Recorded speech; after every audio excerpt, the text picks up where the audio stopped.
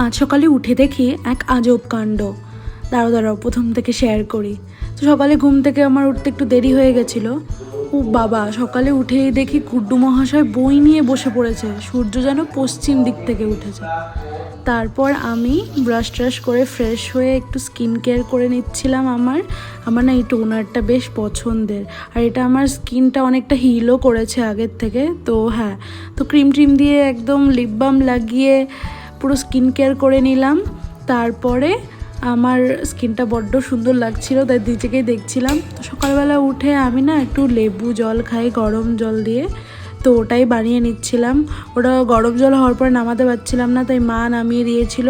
এটা খেতে একদমই বাজে, বাট আই গেস অনেক হেলথ বেনিফিটস আছে, তাই আমি খাই এটা।